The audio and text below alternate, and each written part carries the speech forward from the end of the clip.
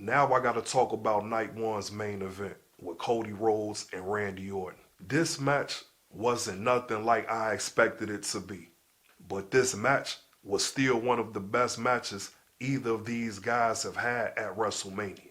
I thought I was the villain when it came to WWE, and I don't try to be an asshole. I just give suggestions and tips on how to make pro wrestling the way that it should be, how to make the best use of all of this talent that they have on the roster. I've seen fans online say that Cody Rhodes versus Randy Orton was basically a failure and nothing about the match was good. Like I always say, to each his own. But I do get kind of curious what people are looking at.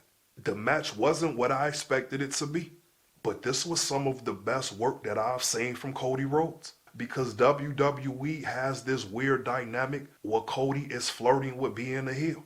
He's not trying to be a heel. Just like in AEW, the fans are making Cody Rhodes a heel.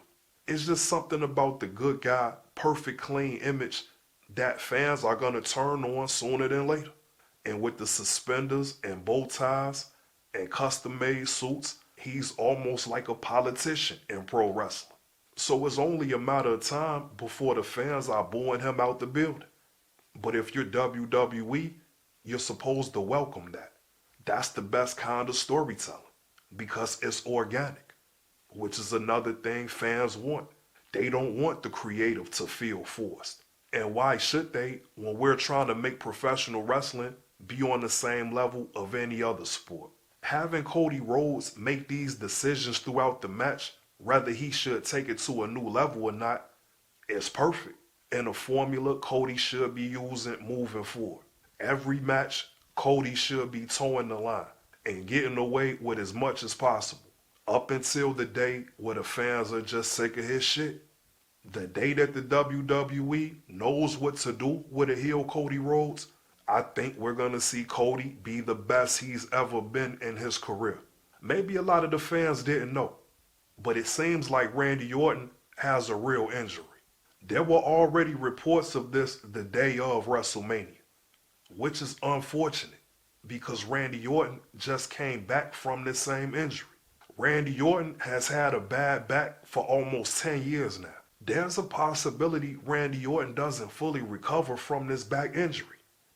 It's been 10 years already, and I think this explains why there's been periods of time where we haven't seen Randy Orton wrestle on a regular. He can't. This back injury is not going away.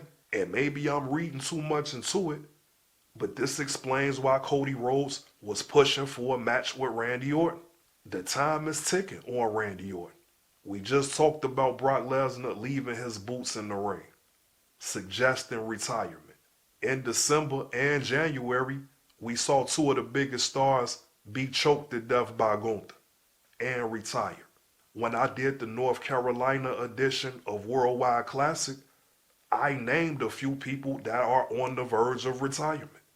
I'm not Chris Jericho, but Randy Orton, he made the list. The superstars that I grew up watching are on their way to the parking lot. That means they're on their way out the door. A lot like Brock Lesnar, these wrestlers are about to go home. It's just a little bit more heartbreaking with Randy Orton.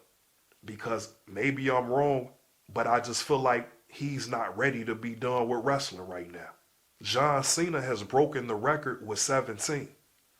Randy Orton is right around the corner from that 17.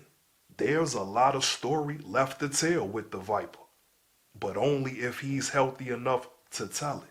I'm a big Randy Orton fan, and I don't feel good about what I saw at WrestleMania. Unless Randy Orton is just a gifted actor, I don't know if we get 2 more years with Randy Orton on the roster. It's not a day that I'm looking forward to, but it's a day that we can't stop from happening either. This is why Cody Rhodes was essentially whooping Randy Orton's ass for a better part of WrestleMania. Cody Rhodes was basically being Randy Orton. It's time to start developing this side of Cody because we have the new stars here now. I didn't need WrestleMania to prove that point. Javon Evans, Trick Williams, Obafemi. Those 3 guys are the cornerstone of WWE moving forward. There's other guys you could throw in the mix, sure. But the three guys I just named are can't miss. Hell, you could throw Carmelo Hayes' name on there as well. It was just easy to overlook him since WWE did the same thing as far as WrestleMania. Cody can't be the good guy forever, especially with these guys ready to be big stars. Cody playing the heel for this next generation is the only way that it can be. Did we get the result that I wanted? Of course not, because with me and WWE, it doesn't work that way. So that part of it is a letdown. But not if Randy Orton has a legitimate injury, which I'm pretty sure he does. How could Randy Orton win the match? At times, it looked like he probably wouldn't even get through the match. So I understand some of the fans being disappointed in how the match played out. But if Randy Orton is really hurt again, and it's his back, then this was the only way that the match could play out. We're not going to talk about the Pat McAfee involvement and whatever the hell else WWE had planned, because they shouldn't have never planned it in the first place. However, I am thrilled that Randy Orton turned into who he really is. And that's when Randy Orton got back to business and Pat McAfee got his ass RKO'd. Now, to give the fans a little credit, it is confusing on why have Randy Orton kick Cody Rhodes in the head. That would have been perfect, and for me, a dream come true if it was done during the course of the match. This was after Randy Orton had already got his ass whooped, and the match was over.